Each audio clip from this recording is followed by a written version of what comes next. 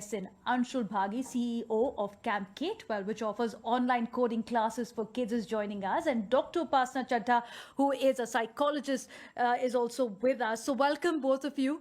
Thank you so much for taking our time, Anshul and Upasna. Let me start with you, Anshul, first of all, because this is a question a lot of parents would like to ask. Is there a right age to start teaching Sure. coding to children? Sure. Thank you for having me on here, first of all.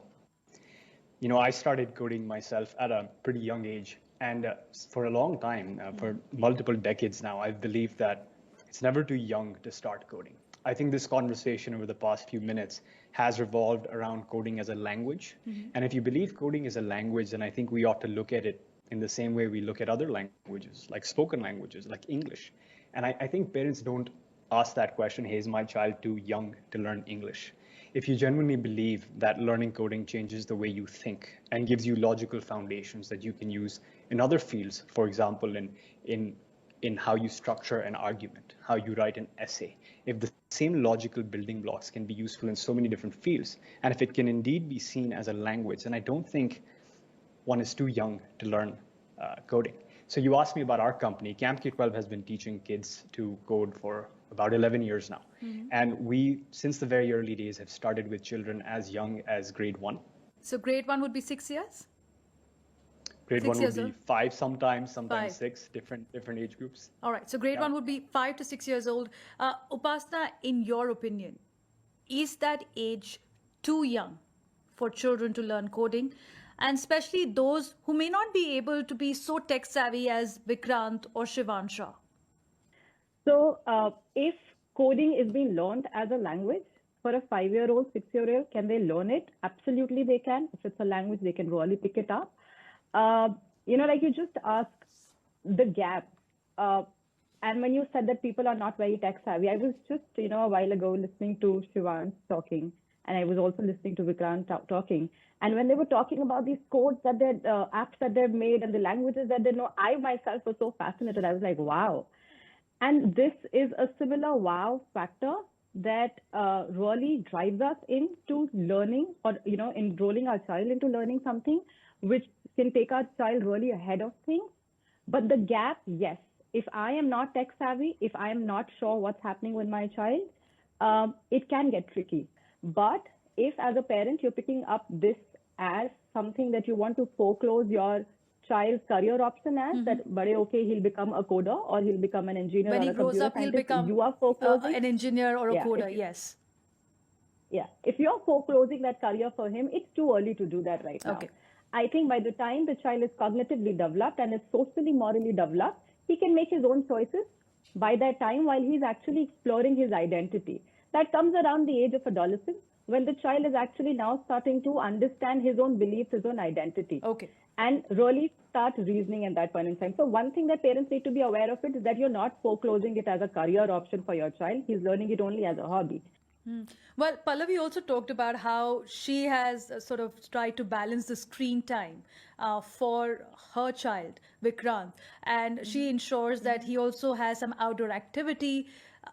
What should parents keep in mind if they are going down this route? Because let's say accepted children these days are into screens, whether it's their laptop or mobile phone at quite an early age. And many parents would say, at least this way, my child is having a productive screen time. I think one of the things that parents should really, really look at is, have we given our child enough opportunity to explore things naturally around them? If your child is naturally inclined towards learning coding, is understanding it and having fun with it, you take him ahead with it. But if there's anything else that your child is really loving and is liking to do, let's say drawing, coloring, art, learning music, an instrument for that matter, then if you're pushing the child to learn coding, why?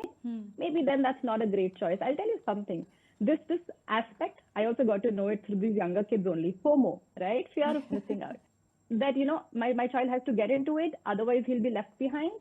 That needs to be looked after. It needs to be taken care of. That is it our own FOMO thing, or our child is naturally inclined towards learning things and is very, very analytical and he'll benefit from it. If your child will, Okay. sure, go ahead. and make it learn things. Pallavi, do you see a lot of parents just getting on the bandwagon because others are doing it, and there is a peer pressure that my child should not be left behind? Yeah, it does happen. Like when Vikrant started, as I said, he started 1.5 year back. It's been 151 classes, so 75 weeks back. And many of our friends started asking whether we should be opting it for not. And I told them the very same thing. See, you take a trial class, see whether your child is liking it or not. Because it's a big commitment for, like, we took Vikrant for 300 classes after completing few classes. So not every child, I have seen in our groups also, child has taken few classes and after some classes they were like not very fond of it and ultimately they dropped it off. So you yes. need to assess your child's capability, Yes, interest exactly. level, and so Anshul, we're also talking about the Indian education system, which has Yes. a lot of emphasis on competitive exams, and Yes. parents are also under this pressure that their child should not be left behind. And in that kind of a scenario, do you see parents having unrealistic expectations, and some of them putting undue pressure also on their child, especially when they approach private companies like you and they invest that kind of money with private companies like you, that they want their children to be super coders from the word go? Yeah. So I think there are parents there who feel the pressure, and I think you're right that it's the Indian education system that has been built like that. But I actually feel very positive that the system is changing.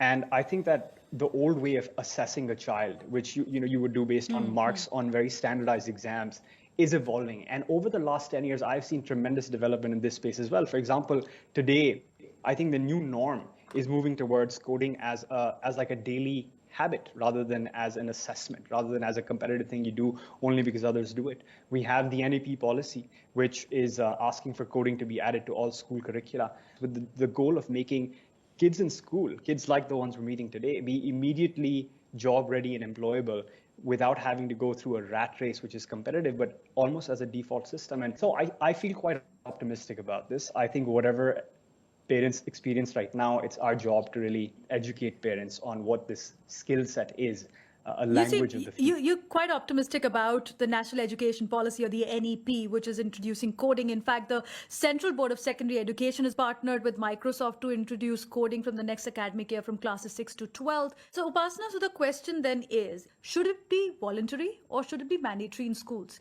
And because, do you want that additional pressure on the child with this language? See, something as an additional aspect, if we have limited amount of hours that we are teaching a child in school with maths, English, science, social sciences, their physical education classes and other classes, we already have a structure there. If we are cutting down on any other thing to put this as a mandatory option, we just need to weigh our grounds and see that what is it that we are cutting off? What is it that the cutting off of, let's say, a physical education class is going to lead to for the child? So that balance, if I'm sure the policy makers are going to look into all of these things, if it is a mandatory thing, I feel a lot of natural availability and access to other things might get cut down. And that pressure will again build that you need to know coding. A lot of parents might not know. If I am not tech savvy, I'll not know. I'll always be fascinated what my child is doing. So if it's an optional thing, kids can explore that there are 5 things to do. Which one is it that I'm natural at, and I'll pick that up. Well, as we wrap up this conversation, because I'm completely out of time, I actually want to know your thoughts, Upasana, that is there a point where parents need to be cautious about the relationship dynamics or how the social interaction of child is getting affected, especially if the child is learning coding? Yeah. So a lot of parents come up to me and tell me that, he's doing such great stuff. He's testing software. I might not be very tech savvy at it, but the idea is that they're building apps, they're doing stuff. But at the end of the day, they don't come out and have dinner with us. They don't want to talk to anyone. He's getting very, very irritated. His Wi-Fi doesn't work. He starts breaking stuff at home. So these issues, if you're not able to balance it, if you're not able to draw a line, if you are working or if you're really busy, because I know it's really tough to be a parent, especially in COVID times, it will not take a very long time before your child can cross that boundary and reach a level wherein he'll become absolutely focused on that. Important signs to watch out. You've just said, Upasana. Very quickly, then, Pallavi, are these signs that you also watch out for what Upasana has just mentioned, so that your child is having that balanced growth for learning coding? So thankfully that has not happened yet with Vikrant. He likes to play with his friend, but at times he does say, ki, okay, fine, friends are there and families are come to visit, so I would see TV or something like that on phone. So, you know, as a parent, sometime I allow, sometime I said it's too much, you should come out and speak to them. So being a parent is just an act of balancing. Sometimes we succeed, sometimes we don't. So it's a trial process for us too, learning for us too. Learning how to be a parent is a tough task. But Vikrant, I know you've been waiting patiently there. Tell us, Vikrant, when you grow up, what do you want to be? I want to be an engineer when I grow up.